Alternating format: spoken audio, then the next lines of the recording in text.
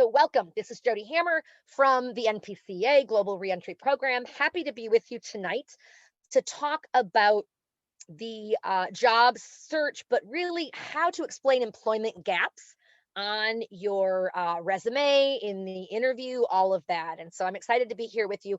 Folks who have been, who got on earlier and have been waiting, have been putting some ideas into the chat box. So I want to make sure that we can go ahead and start with this. And people have shared many different reasons for the employment gaps. And one that was shared actually by Penny, which is great. You said you had a few months after returning from Peace Corps where you were looking for jobs without much success, but then your mom had health issues and then COVID came.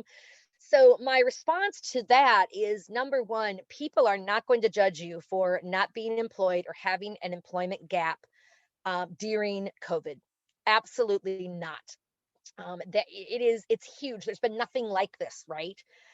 In so long that it's just unheard of, right? And so people understand. They're not going to be going, oh, I wonder they were being lazy during this time. No, there's not a lot of jobs, right? It's extra hard, and there's it takes extra time, and there's other priorities that you need to make when there's somebody sick. We're going to talk about all of those reasons here tonight.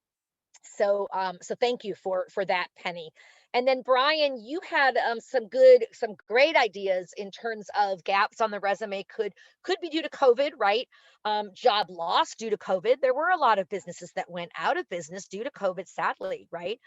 But also needing to stay home if you have a family, maybe take care of your kids and high risk adults, things like that. And so those are also definitely reasons for the employment gap. And then your last one's a great one too.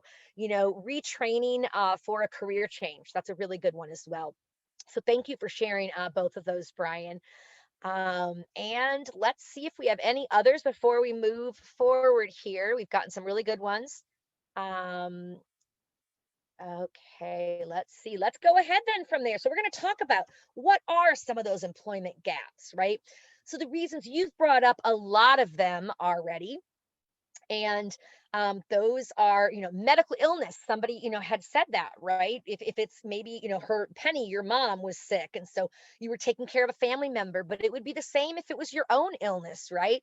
Where you had to be off for some period of time, and that's understandable. That's a real unfortunate reason for an employment gap, but it happens, right? Medical things happen to us and others.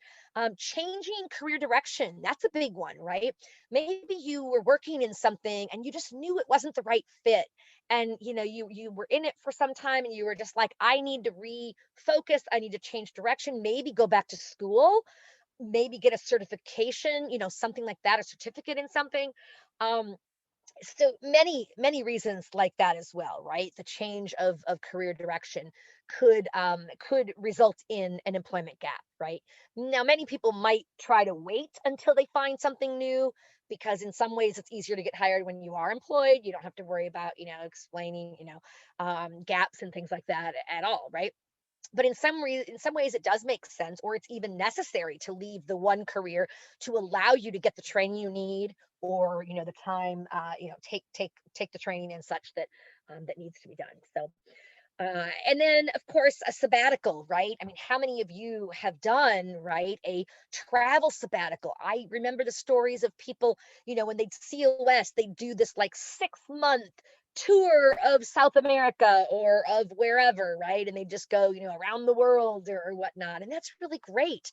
And that's a really cool reason to take an employment, take a sabbatical, and to have an employment gap, right? But it's, how do you explain that, right? And we'll be talking about that more. So the big one that I see that didn't come up that didn't come up in the so far has not come up is the being let go or being fired. This is the one that people are usually most fearful of, right? And trust me, if you have been let go from a job, it does not mean you will not be hired. It does not mean that an employer will say, oh, they were fired, I'm not hiring them at all, right? But you do need to be able to explain if and when it's broached, and we're going to talk about that as well as all of these other reasons, right? So people have come with a lot of really good really good reasons that they came up with before we even started, which is great. So the unexplained gaps they can, right, make you, they can be seen as you either hiding something, right, or this unknown, right? So if a recruiter is looking at you and other candidates and you have these gaps that aren't explained at all, right? They that could be enough to be like, well, I'm not sure, what, whereas if they have a clear cut, the other one doesn't have the holes, then they can assume sometimes the worst, case scenario, which, you don't want them to, obviously, right? So because of that, it is really important to explain your gaps or choose a format of a resume that doesn't emphasize the dates and the times. And there are some formats that I'll be going through to share with you a little bit in a little bit. Okay. So let's go ahead and move on. And I'm hoping folks can hear me okay. If you can, in the participant one, if you can just give me either a thumbs up, because I do not have the pictures showing here. So thank you so much. Hopefully you can all hear now just fine. Great. So let's go on and talk a little bit about hiding the employment gaps, right?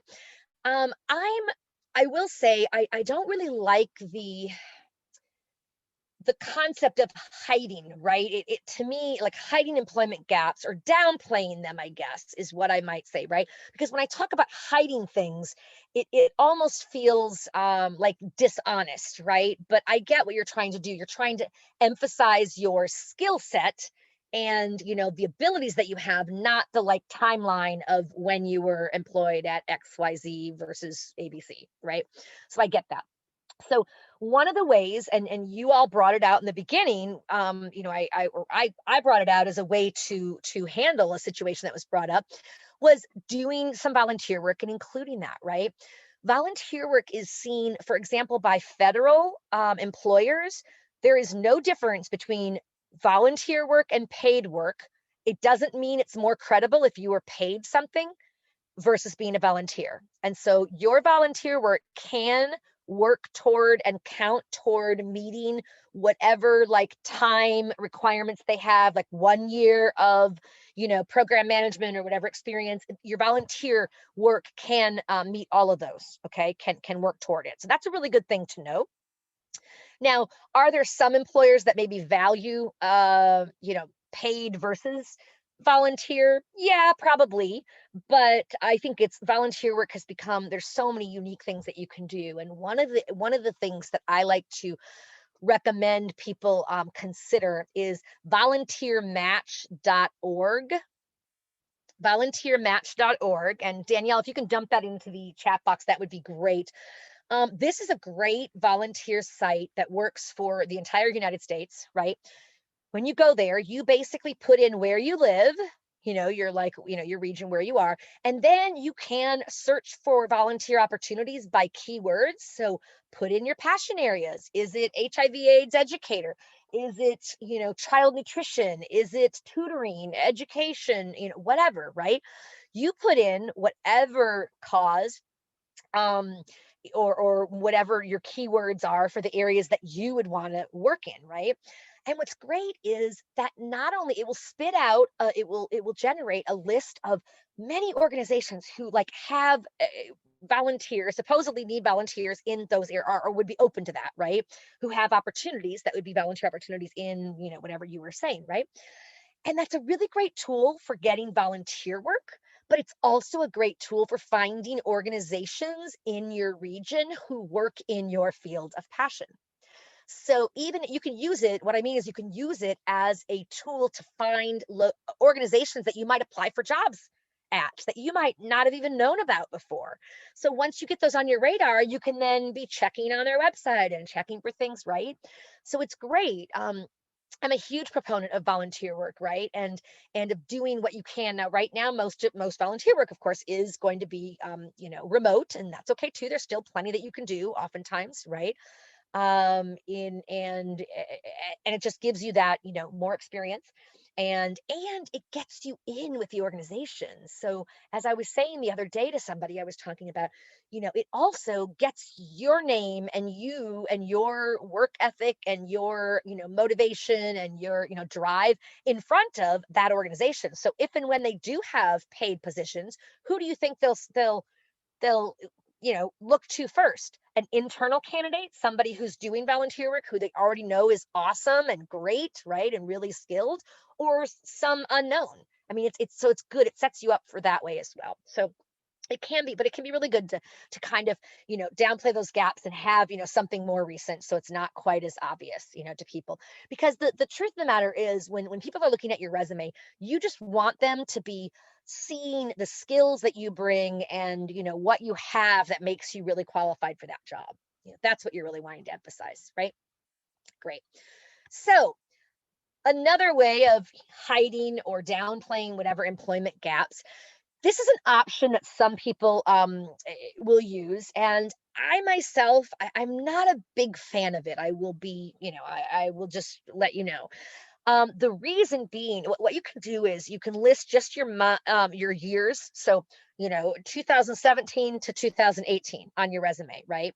Well, that could be as much as 2 years, right? January 2017 to December 2018, or as little as 2 months or 2 days, even theoretically, right? So it's hard for the employer to gauge how much you have there, right? Now, if it was you were there for 12 years, like I was at Peace Corps, it'd be fine to have your, 2000 to 2012, whatever it is, right? That's a huge amount. That's a big amount of time. If that covers the amount of time that they're looking for in terms of the skills, what their requirements are, X years of XYZ experience, fine. Then you could probably get away with, with doing that. But if not, it's not going to allow them to do that. And for federal, you have to put the month year, because I mean they require it. That's what they that's how they want it listed, and they do require that, because otherwise they can't give you any credit except for 2 days, right? If they had an example like the one I just gave. So yeah, so that's what I had with that. But sometimes, it can work. Just be consistent. However you are listing things, you want to make sure that you are being consistent. Okay. So thirdly, you can consider using a functional resume. And a functional resume, or a combination, a hybrid, as I call it, resume. And so I'm going to talk about both. I'm going to show you very quickly a few slides that do show the different types of resumes, and then we'll go from the back end as well. We'll pick up on that. But I think it's important for you to know how it's different and how it could work. So your functional resume definitely emphasizes more of the skills that you have versus the timeline, right? Because what you do in a functional resume is right up front, you might have like your, summary, like skill set, whatever. And then you have basically categories, right? Headers that are basically like what they're wanting in terms of skills. So it might be program management. It might be, I don't know, communication, something, whatever the skill set that they're looking for. You're going to have those as categories.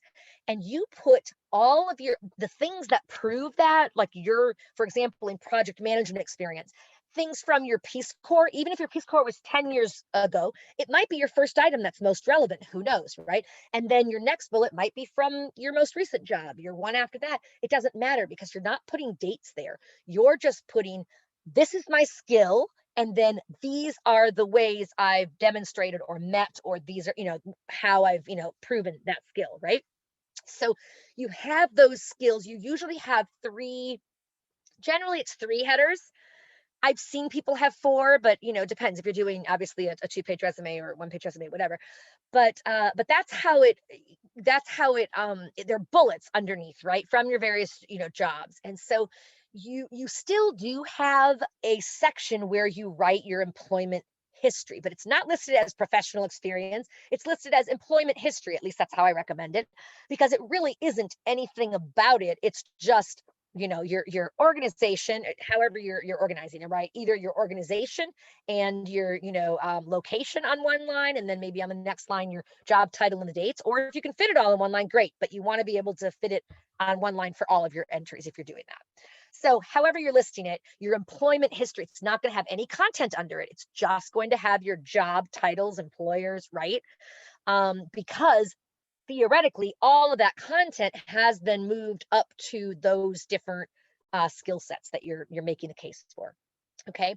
So it's somewhat controversial, right? I'm going to tell you functional resumes. Some people will hear functional resumes, and I think even some recruiters that aren't as familiar with, functional resumes, or certainly hiring managers, they don't understand them. So they're kind of are like, what is this? This is, they can be confused by it.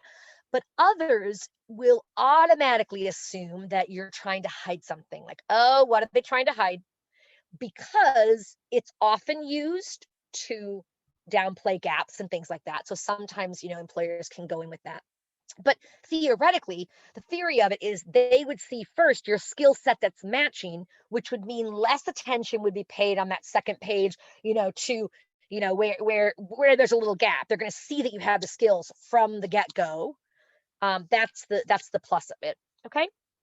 So Penny is saying, I tried using a functional resume a couple times, but if I've gotten an interview or resume review, I was told to use chronological. Yeah, Penny, you're going to have a lot of people that have different recommendations, different thoughts on it. I generally say if a chronological works for you, if there's not, there are some reasons why people use the other ones, and I'm going to go through those.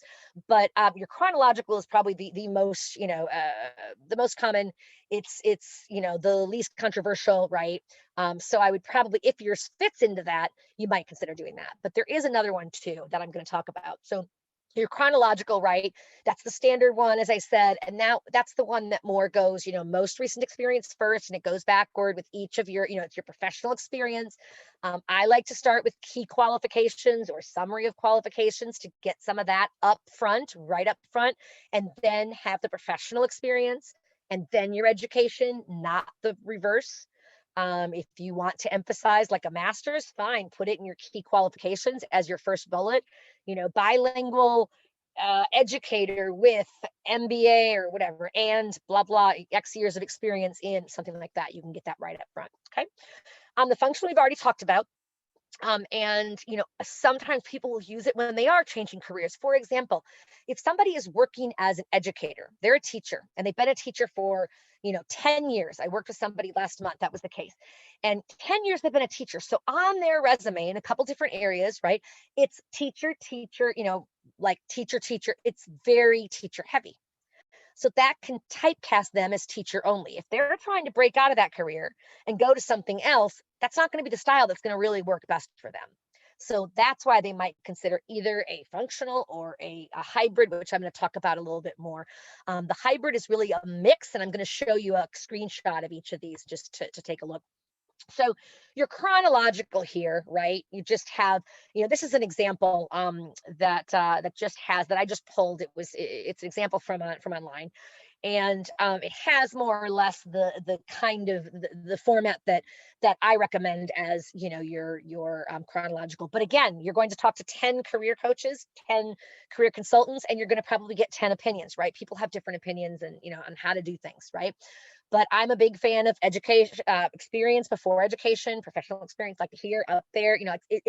And this is kind of the top part. The accountant is kind of their way of saying, I would probably use bullets up there. And I think, so I'm not saying this is a perfect resume, but this also shows you the example of using just the years, for example, instead of the month year to month year.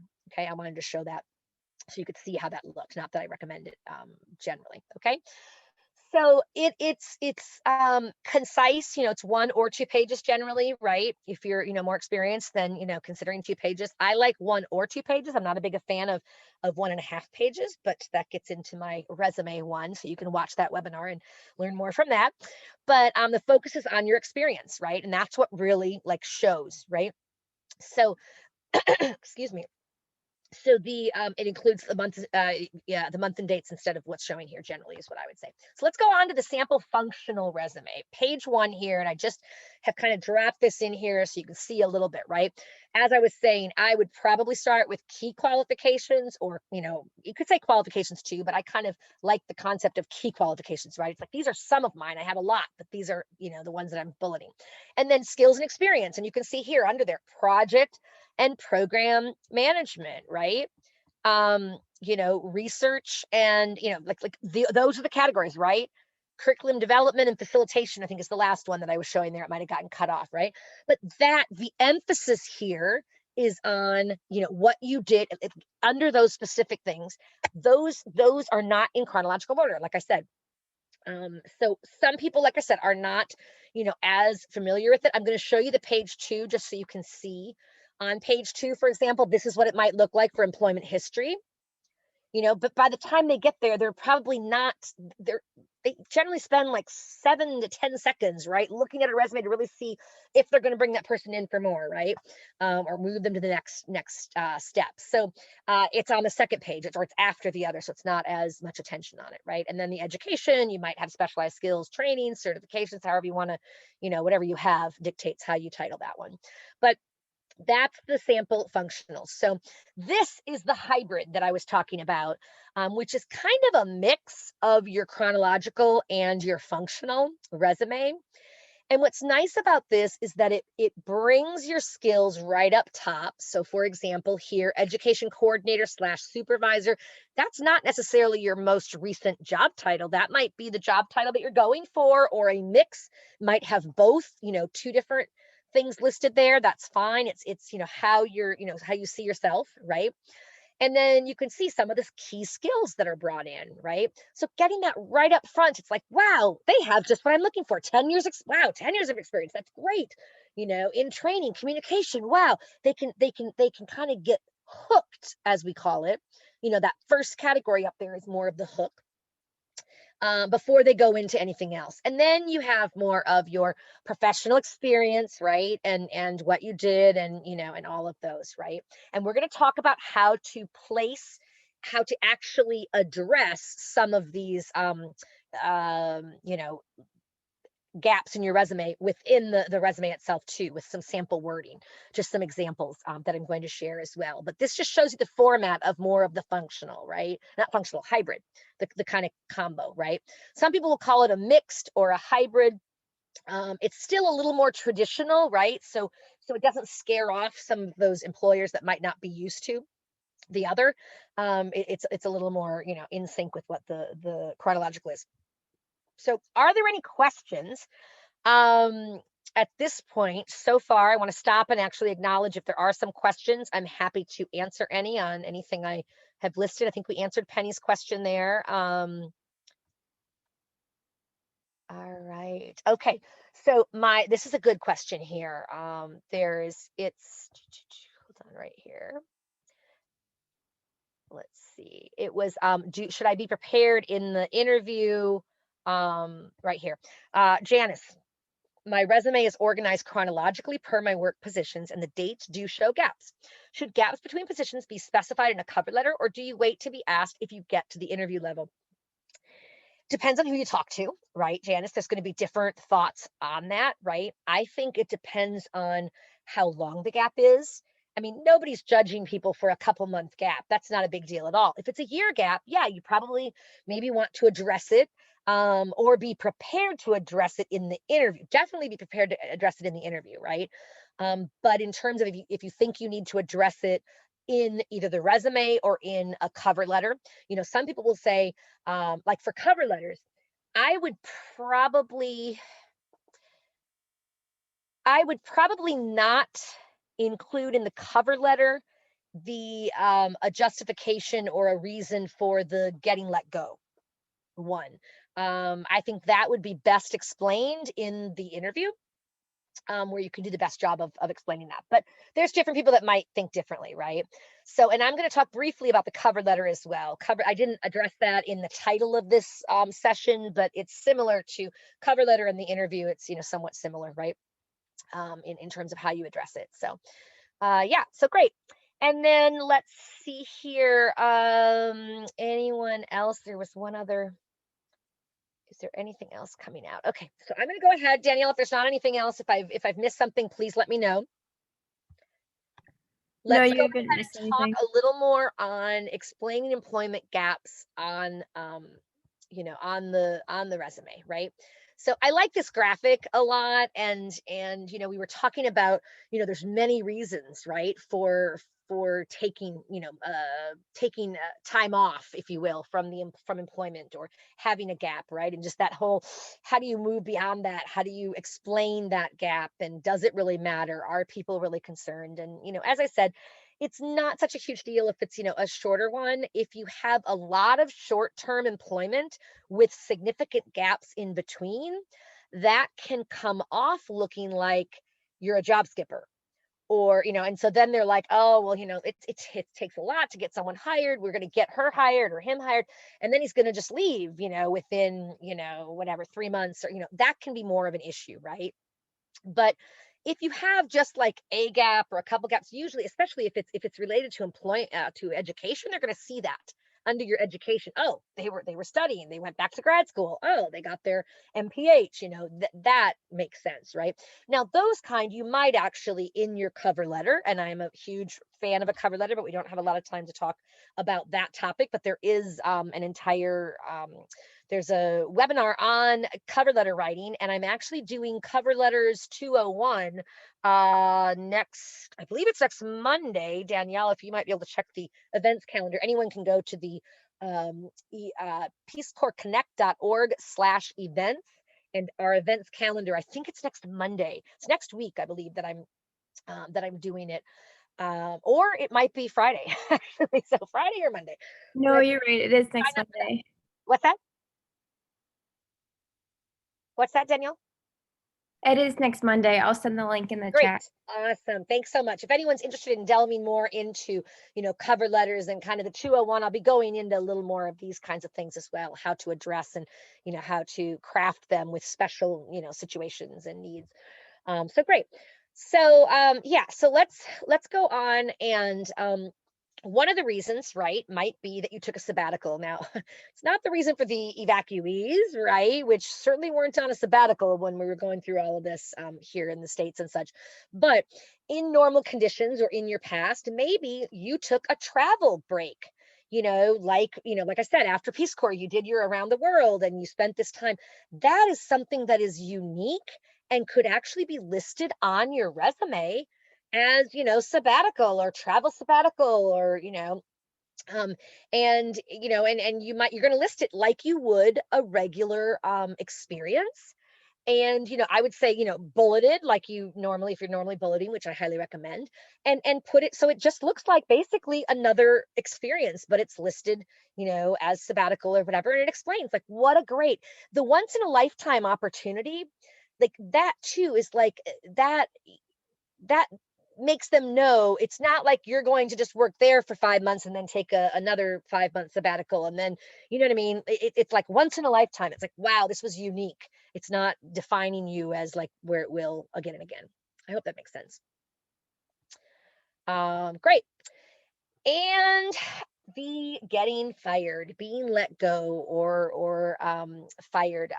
The advice, there is a lot of different advice. Some people will say, oh, just kind of fudge, or just don't say the word fired, don't say let go. I am more of a fan of being honest, and especially given statistics show that the majority of people are actually let go at least once in their career, right? So it's not this scarlet letter that's going to follow you. What you want to do and be familiar with doing and prepared to do in the interview, as I said, is be honest. Describe what happened, be succinct, because it's easy to get drawn in, right? Never badmouth your employer.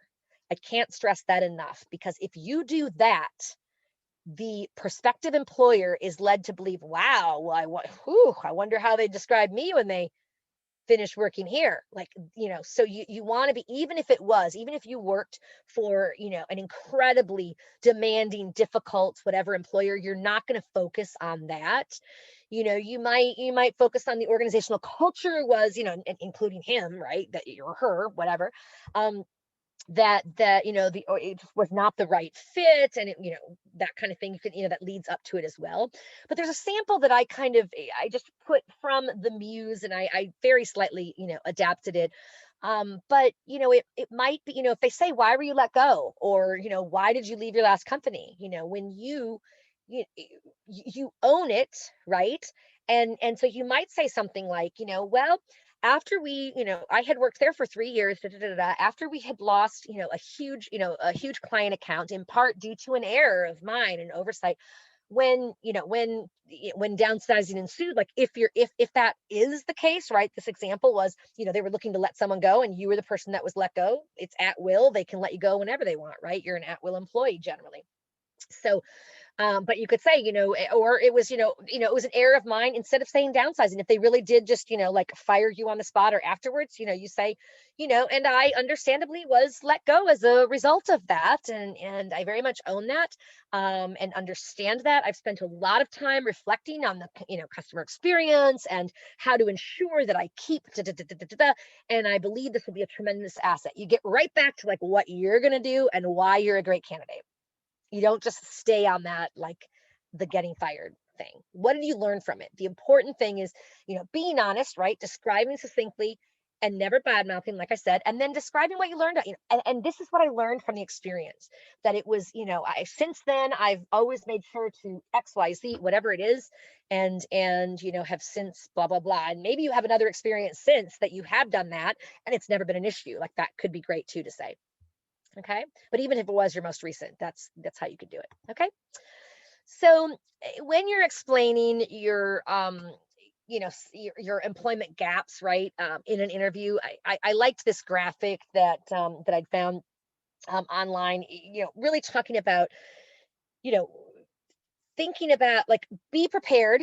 Just assume that you will need to explain that gap. You may not. They might not even get it. They might not even have caught it. But if they did, you want to be prepared and not be like fumbling, unprepared, right?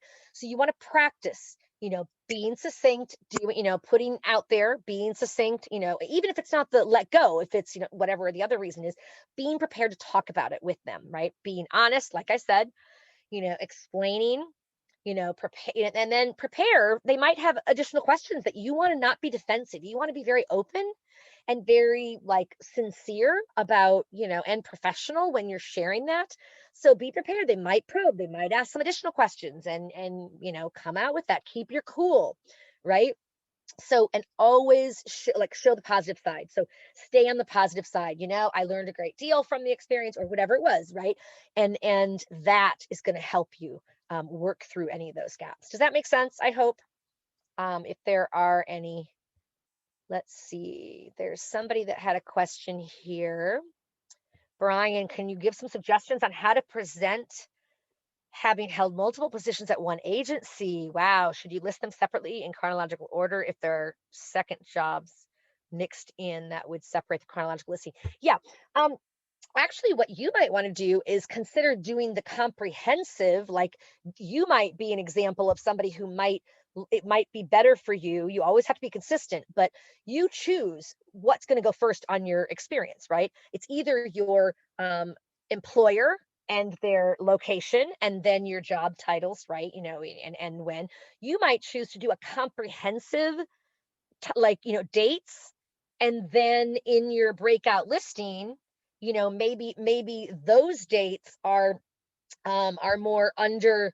When you're doing the separate each one, you have like the each of the job titles with the maybe date in parentheses, because given the overall, um which suffices, and then it's the little parts, of that can, and make sure that you indicate, like, promoted to whatever based on proven performance and dedication or whatever it was, right? Or selected to train incoming da da da da, whatever it is, so that it shows accomplishment. And you were moved around in these different roles because of your capability, right? Your ability, not your inability, and trying to find somewhere where you fit, if that makes sense. Great. I hope that helps. I'm always happy to chat with you one-on-one too, Brian.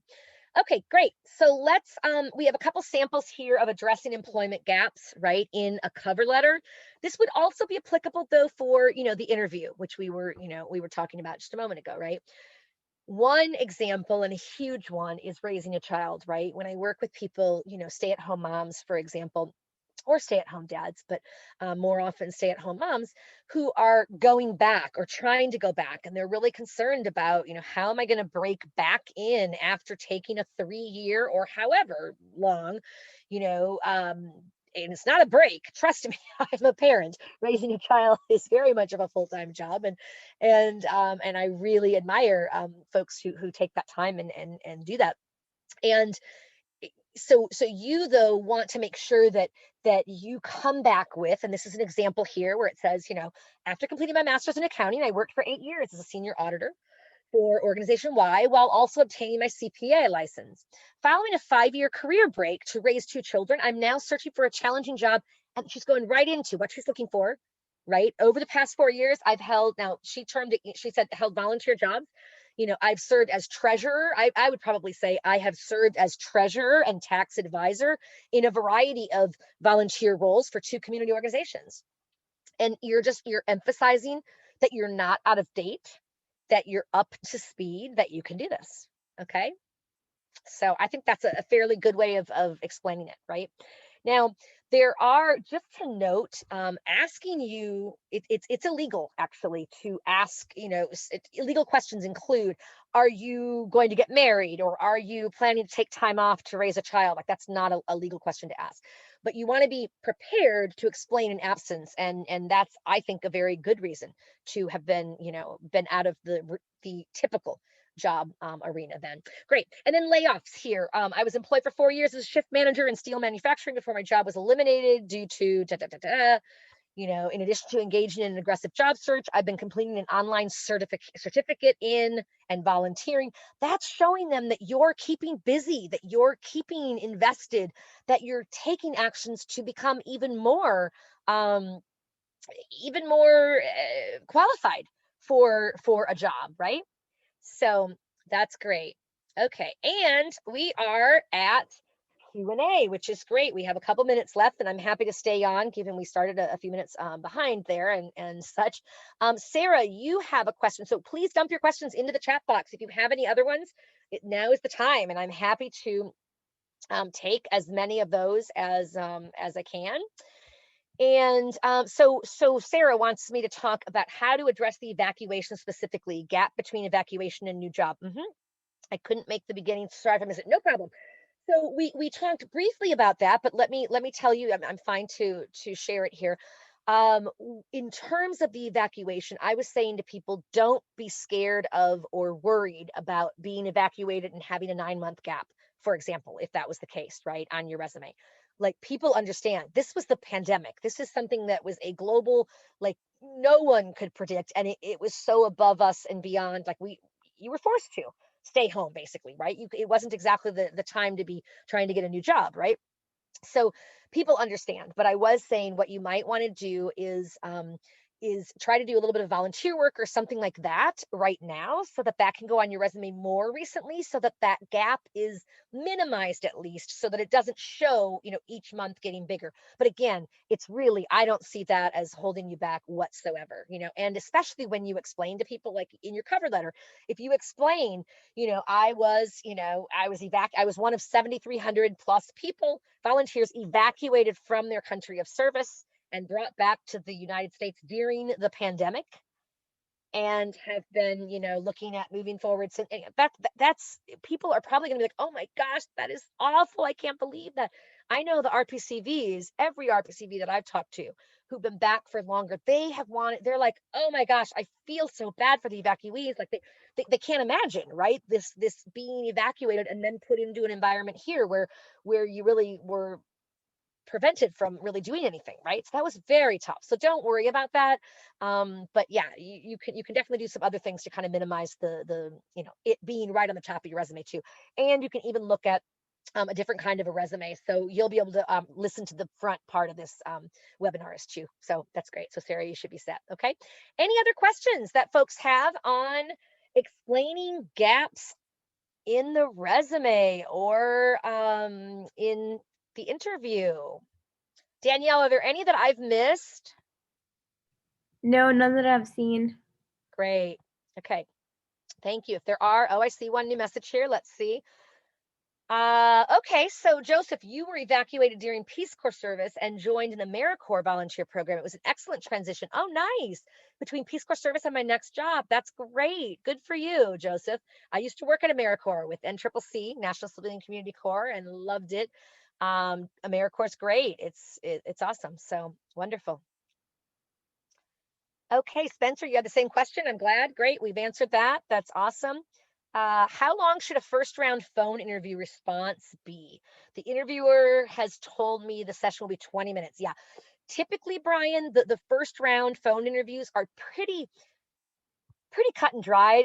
They're not, oftentimes they're not going into a lot of like experience on, give me an example of a time you, I mean, be prepared for it in case they do, but oftentimes it's okay. Do you have 3 years of experience in this? Do you have, it's more to like, to say, okay, this is like he or she does meet the qualifications. And before I forward them on to the like executive hiring person, who, if I don't screen like this, might say, why the heck did you send this person? They don't have any experience in blah, blah, blah, right?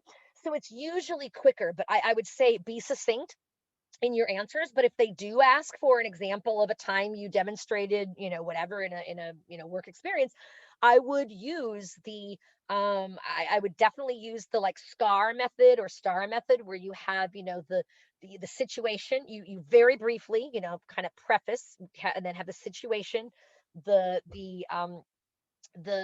task at hand, right? The your action you took, and then the results. And the results are the really important part. A lot of times people forget to take, to indicate those. And you can say, resulting in an increase of blah blah blah. You just want to kind of tack that on the end, or sometimes even start at the front, with what you achieved through doing whatever. Okay. They've shared that they want me to, oh, okay, so they want you to share your experience in the field, and two, why I'm the best candidate. Oh, okay. So they've like given you the why you're the best candidate. They've said that's what we're going to ask you. Oh, interesting. Okay. And you have 20 minutes. So have they indicated that they'll be asking questions, or are they just going to say, great, you have 20 minutes. Tell us. I don't know if you know that. That they might do that. So be prepared for that. But basically, in that case, you're going to want to basically do your elevator pitch, right? Kind of that, what, who you are as related to the position, why you're, the best qualified, right? All of those things. Yeah. And they want you to talk about your experience in the field. So I'm presuming that's your Peace Corps service, and maybe something else. I'm not sure, but in the field, it could be in the field of, I guess, what they're hiring you, or is it like overseas field experience, or in, field experience, domestic or abroad.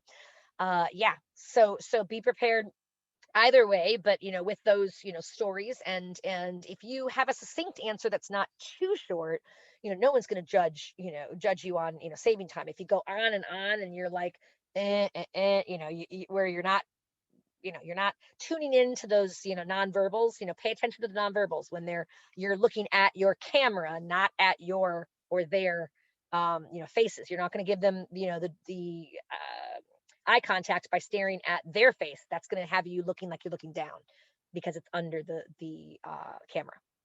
So things like that. Great. So I hope that helps. Happy to continue that conversation if you have additional questions, if you want to stay on. Great. Any other questions? You're welcome. Good luck. All right. Any other questions coming in? Happy to answer them. And if there aren't, we'll go ahead and stop it. And folks can always reach out to me as well if you need to. Jodi@rpcv.org is the short one to get to me to follow up. Okay. All right. Well, I'm going to go ahead and end the recording. And thank you so much for being here. And I wish you the best. Make it a great day. And we'll be in touch.